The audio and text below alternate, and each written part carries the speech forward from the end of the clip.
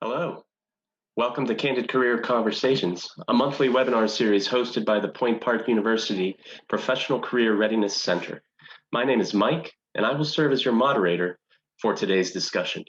Today, we will be talking about a topic that is important to students who may be unsure about career goals and selecting a major. That topic is goal setting and career exploration. Today's webinar is sponsored by the Professional Career Readiness Center, which provides programs and services to enhance student success by providing opportunities to achieve career readiness, increase knowledge of career pathways, and connect to experiential learning opportunities such as internships and co-ops. The center also helps students in developing professional skills as well as connecting to meaningful employment through strategic partnerships and targeted events. For today's discussion, we will cover helpful strategies and tips to help students set career goals and select a major. We will also learn about resources students can access when considering career options, how to assess and understand one's interests, skills, and values as they relate to majors and careers. What are employers looking for when they fill open positions? What are some common myths and truths related to majors and careers?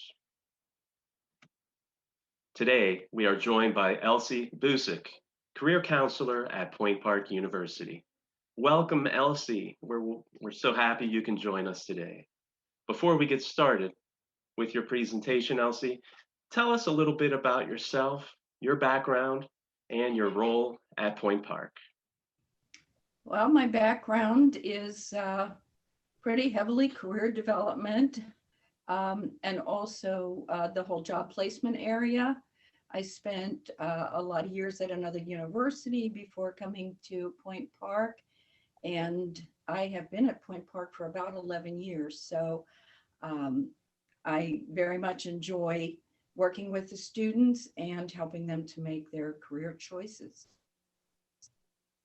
Well, we're so glad you could join us today to lend your wisdom about career goals and helping students make a really tough decision for a lot of young people, and that's figuring out their career aspirations. So we're really glad that you have a PowerPoint that you want to talk through. So I'll let you take it away with your presentation.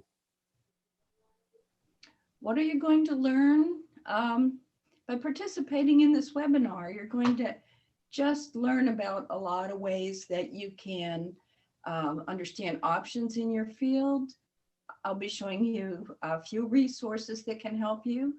And I would say while you're viewing this, you want to take some notes, discuss your information with other people, analyze. So let's get started. There are a lot of articles out there, different websites, things like LinkedIn. There are many articles that deal with career planning, but there are three components that seem to emerge from all of this information. And they would be that you need to do some self-assessment.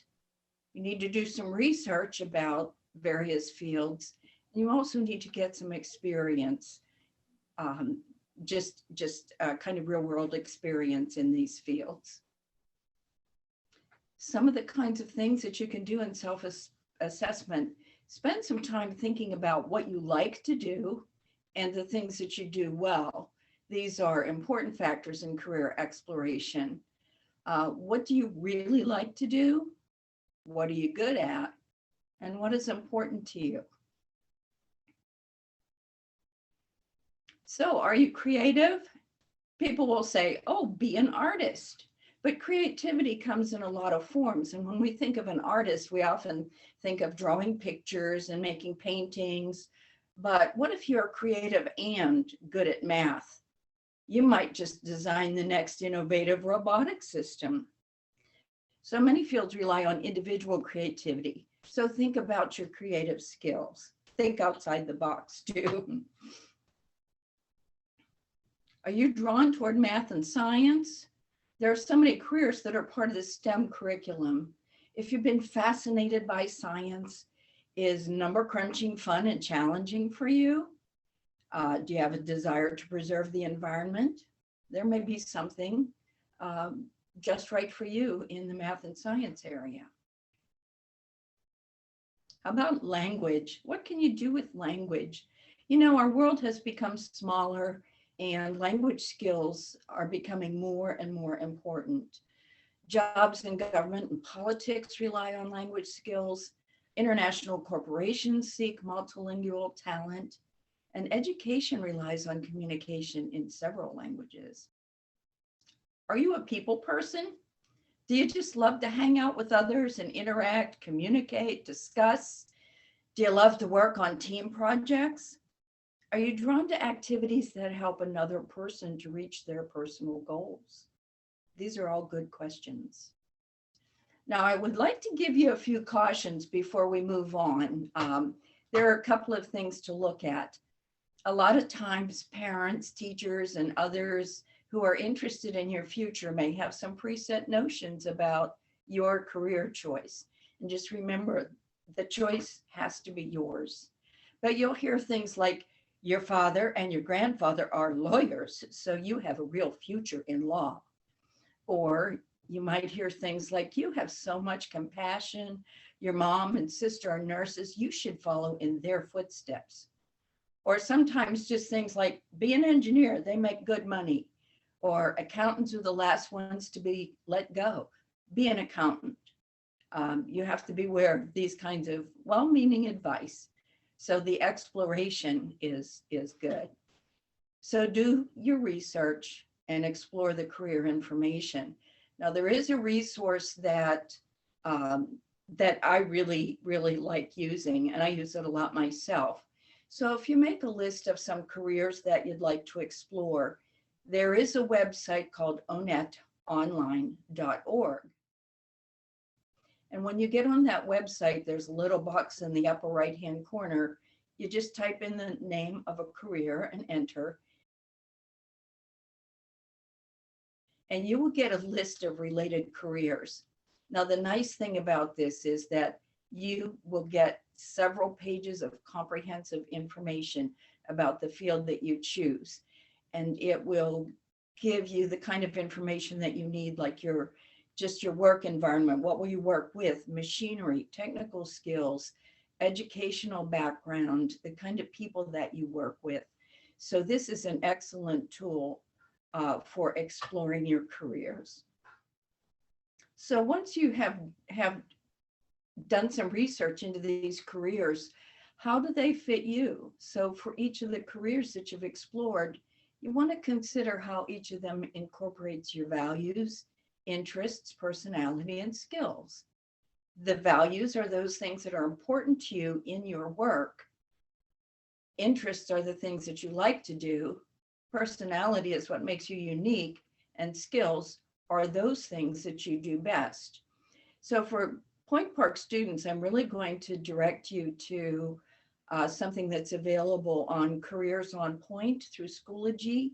And that's a module that was created for in-depth study, the VIPS approach, values, interests, personality, and skills.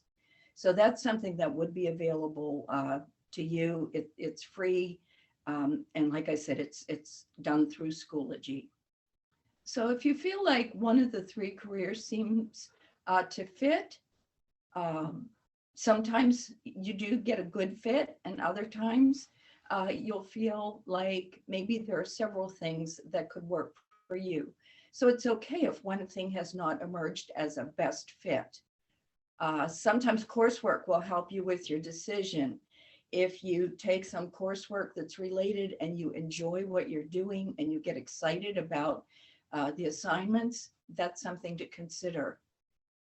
Get some experience in a field through experiential learning, and this will help to clarify things for you. I also recommend talking to family members about their work and what they like or don't like about their field. Look for some ways to find experience. And remember, experience does not have to be paid. So join an organization and use your skills to be of service. do some volunteering, find an internship or a co-op. Really work hard at that class project that's related to the field that you're researching. Explore informational interviews with professionals in particular careers. Consider a job shadow. Some of the qualities that employers seek in addition to your education and your training, and these seem to come up anytime you try to research what employers are looking for. Sometimes these are called the soft skills, but they are things that most employers find very important. Communication skills, good time management skills, teamwork, honesty, dependability, digital literacy, and initiative. You can pull all of that information together if you've done your exploration, your assessment, and your research. So you may have a better idea of what direction to take. At this point in time, it's a good idea to talk to a career counselor to help you finalize your goal. So making an appointment to talk with one of the career counselors here at Point Park would be very helpful to you. But also you might want to talk with an academic advisor to determine that the necessary educational path required to prepare for this field. Good luck with your career journey.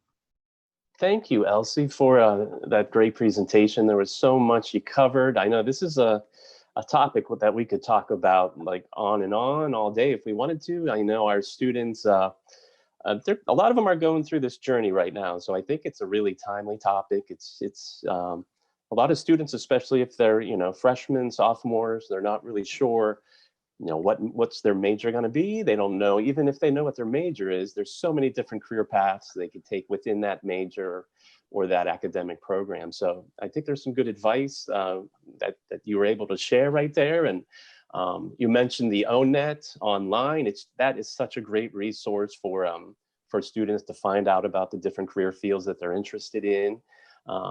And you had a lot of great advice as well. You mentioned the idea of talking with family and friends to find out more about different career fields that their family and friends work in.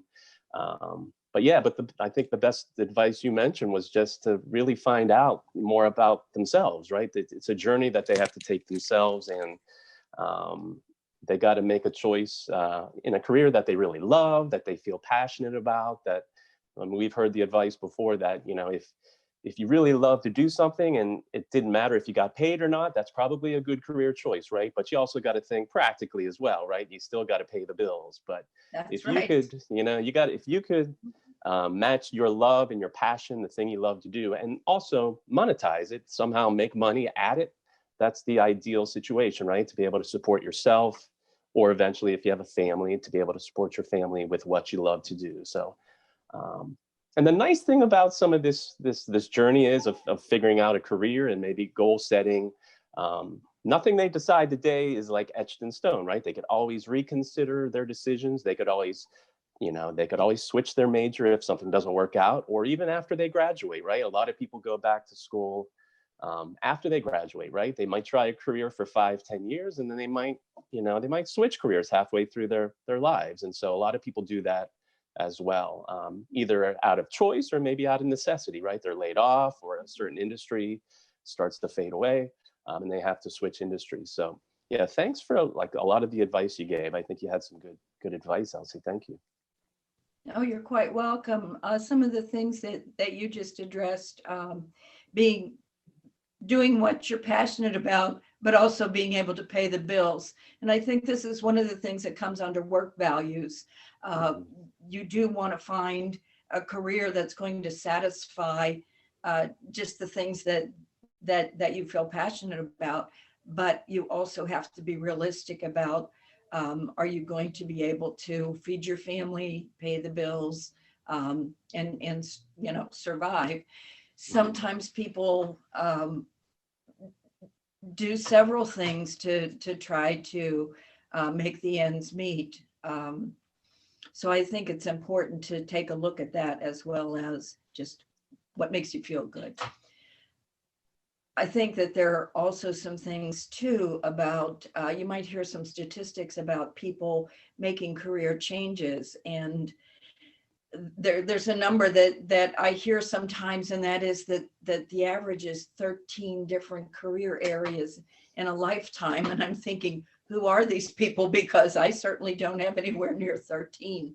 But then I think about people that I know, someone with a background in social work who had done the social work kinds of things, working with adolescents in therapy in a hospital, working with people with visual impairs, but also having those experiences leading into becoming an executive director of a HUD facility for senior citizens, and learning skills in that position that the person took into being a bookkeeper for their neighbor's business. And so you think about people that just are on this role of changing. That's another possibility. So there isn't one magic thing. For most people, there's not one magic thing that's going to make you happy for the rest of your life, because you are going to grow and evolve as time goes on. Yes, that's so true. We're all works in progress, as the saying goes. And I know you talked a lot about this in your presentation. You talked a lot about, like, if a student is unsure about their career goals, what are some things they could do to move forward in this process? Was there anything else you wanted to share that maybe wasn't in your presentation about that first question? I think that, well, I mentioned there's no perfect fit, and this comes into some kind of myths and misunderstandings about careers, that people feel that there will be only one career in a lifetime. And I just mentioned that's not necessarily the reality. But there are also some myths about certain majors, like if you just take arts and sciences, you're never going to get a job at graduation. And that's not necessarily the case. There are many employers that are looking for the person and the personality. And a lot of occupations that are in sales and customer relations, and even in marketing, I feel like marketing and communications are very closely related, that it's the person and the good team fit that's important. So, did you take a course in statistics? They're not so concerned about that as they are about how is this person going to fit in our team. Yeah, that's true. Yeah, good advice. That it's not just the skills you have. It's also the personality and how well you work with others. Those soft skills that you mentioned in your presentation, they're so valuable. Yeah, like you could be the smartest person in the world and a computer whiz, but if you don't get along with others, you're not going to be, the next big thing in computer science, or the next Steve Jobs, right? You got to know the hard skills as well as the soft skills to be a really good overall, all around good worker. So yeah, good advice. And then as far as like, what could you tell the students a little bit about, like, are there any assessments or maybe like career inventory or personality assessments they can do at Point Park with the career counselors to help them make that decision about their careers? One of the things that we have been using is the Myers-Briggs Type Indicator, or another assessment that would give you some insight into your personality. And there is one that you can find online that is at no cost, it's called the Jungian Typology Test, and it's based on the works of Carl Jung. And also the works of Myers and Briggs, who are mother-daughter combination that actually developed the instrument, the Myers-Briggs Type Indicator. But this is a very powerful tool that helps you to see and understand a lot more about yourself. And it basically looks at 4 sets of characteristics. Are you a person who prefers extroversion or introversion? Are you a person who's a fact and detail person, or an idea and concept person? Are you a person who uses emotion and personal values to make choices? Or are you a person who uses logic and analysis to make decisions? And then lastly, are you a person who likes to be pre-scheduled, make a list of what you have to do and get that list accomplished? Or are you the person who likes to go with the flow, stop and smell the roses, those kinds of things? The assessments pull all that information together for a student, and there's really a lot of just self-understanding that comes from it. What we also like to do is use that in combination with a little instrument that's in that onetonline.org website. And that is an interest test where it just asks you a lot of questions like, do you like to go to the hardware store and look at electronics or something? You know, do you like it a lot or do you hate it? And then somewhere in the middle, but a lot of questions like that. And it will pull out pretty much the major skill sets that you have so that you can then take a look at those in combination with your personality. So those are some things, and any of the career counselors, myself, Laura Delaney or Monica Ritter, would be able to work with the student on those assessments.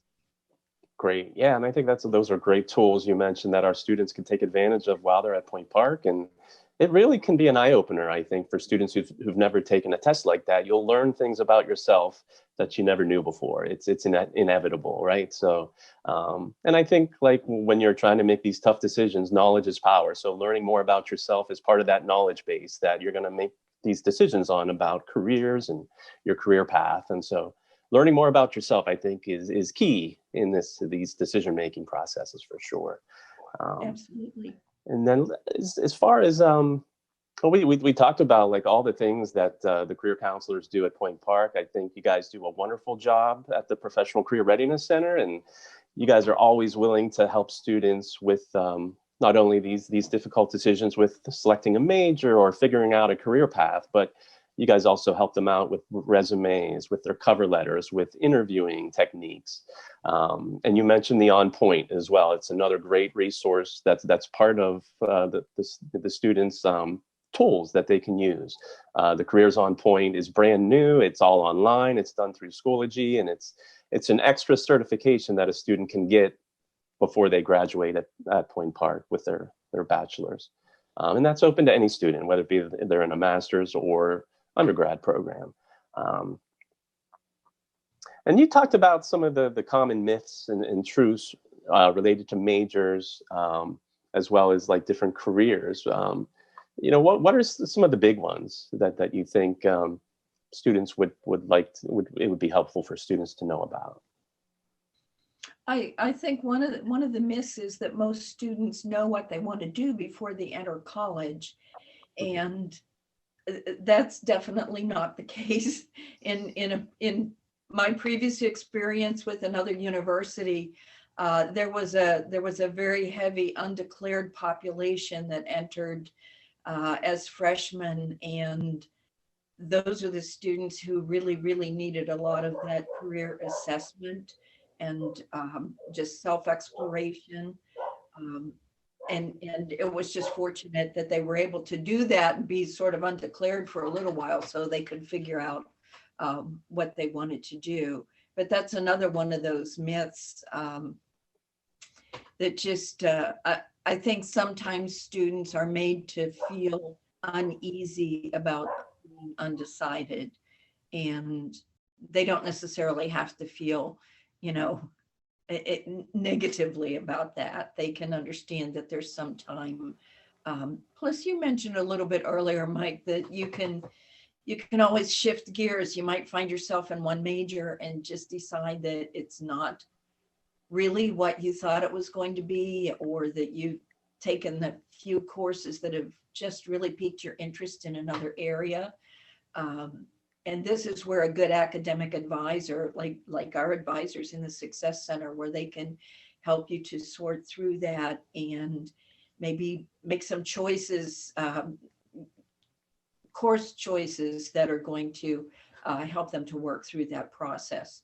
I have to tell you that I've seen people make serious, like really different decisions from where they started. I think of someone who had started out in accounting and then and ended up switching to a dance and kind of an exercise physiology sort of major, which is a very, very big switch. I remember a young man who had gotten into a really good engineering program. He met all the requirements to get into this engineering program, and something just made him flip his decision into being a political science major, which is another like really big change. I think in just in a personal situation, my husband had a degree in religion and philosophy, and then he went back to school and got an associate degree in a computer area and ended up being very heavily experienced in the computer field. And I asked him one day what coursework was the most important coursework for him. And he said, philosophy, because it teaches you to think outside the box. So you never know what those different choices are going to look like. Yeah, good advice. Yeah, I'm a good example of someone who's jumped around a lot in my career choices since I was young. I come from a family of scientists and engineers. My dad was an engineer at Bettis Westinghouse for 47 years. My brother went into engineering and worked at Ford Motors for 30 years. My sister's in computer science, and I actually went to Grove City as a computer science major for my first year and a half. I made a quick turnaround and switch when I realized I'm not very good at this stuff. I didn't do well in calculus. I didn't do good with my computer programming classes. I switched to literature and communications, and then I went back to school and became an English teacher. I worked in the public schools for a few years. Then I got into adult education, working at nonprofits like Goodwill of Southwestern Pennsylvania as an educator. And then I worked at the university. Of course, I was at Robert Morris for a few years before I came back into adult education. And then I ended up here at Point Park, working with grant-funded grant-funded programming. But yeah, I always kind of fall back on my teaching, my teaching training, because what we do in the Professional Career Readiness Center is teaching students about making good career choices, as well as refining those job readiness skills. So, but yeah, I jumped around a lot, and I thought I was kind of following the footsteps of my brother and my dad, but I took a different route. We're all different, and a lot of young people feel that pressure that they come from a family of educators. My dad was a teacher, my mom was a teacher. I'm going to be a teacher. And I remember a young man that I worked with when I was at Robert Morris. He was in the education program. He did his student teaching, but he wasn't doing very well. And we had to put him in a program. We had to put him in a teaching improvement. Like he had to go. He wasn't doing very well, so we had him on this plan to make some improvements. Eventually, he had to be advised out of teaching. He had to switch his career at the very end of his college education, and he got advised into not teaching. But he felt this weight that was just taken off his shoulders, because he realized deep down that wasn't a good choice for him. That he didn't have the personality first of all to be a great teacher. He knew deep down his passions lie elsewhere.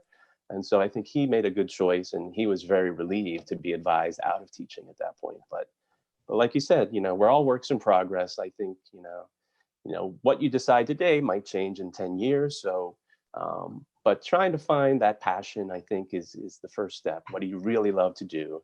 What do you not like to? And it might start with, what don't you like to do? What are some things you definitely don't want to do? And some of those kind of decision-making processes definitely help our students. Mm-hmm. I also think another good example is my daughter, who is very artistic and creative. She loved to draw and paint, but she got into ceramics. She just really loved playing with clay and getting into ceramics. She also was the one that was always outside with me, working in the garden and getting her hands dirty. And when it came time to figure out what she wanted to do career-wise, she ended up becoming a landscape architect. So she does the design and the drawing, and also still gets her hands dirty, not necessarily doing the planting, but making decisions about what is the best thing to use in, in the outdoor landscape of buildings. But because of some of the things that she's very good at, her creativity, when you walk inside her house, she could very well be an interior designer, because she's just one of those people that has, she's got the eyes for it. She's got the design concepts. She's got color, acuity, I guess. So she's in an interesting career. She did have one glitch when she was a student, because landscape architects have a sophomore year, or at least she went to Penn State, and the sophomore year was very heavily into civil engineering concepts, slope, drainage, calculating turnaround times in parking lots, or turnaround distance. And these were all things that she didn't enjoy as much. And she almost decided that she didn't want to pursue this. And so I advised her to find a female professor in landscape architecture and talk to that person. And it might have been the best advice I ever gave someone, because that person said that there are so many people that go into landscape architecture because they're like the wannabe civil engineers, but they don't have to take the calculus and all the physics and all that.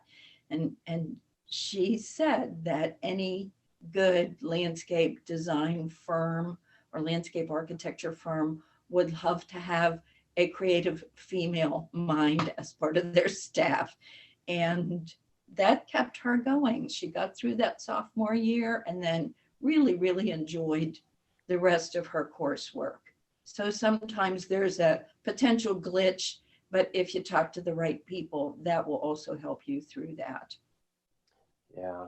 And you're one of those people that are easy to talk to, Elsie, that our students could go to anytime to talk through some of these issues we raised today. So thanks for being part of this discussion today.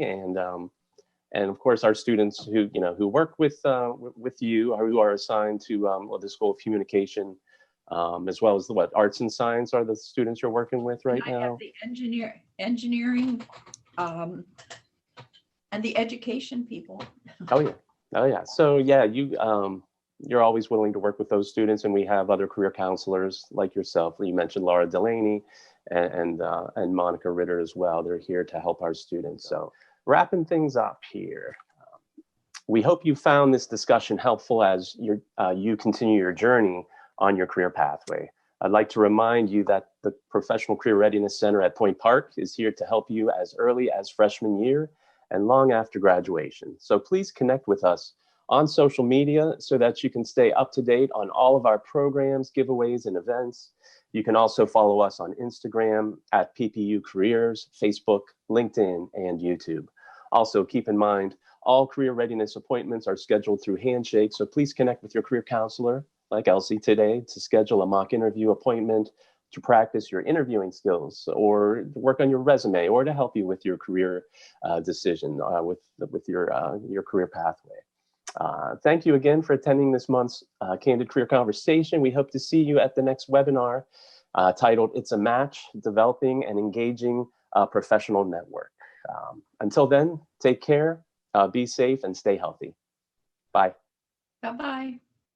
Bye, Elsie.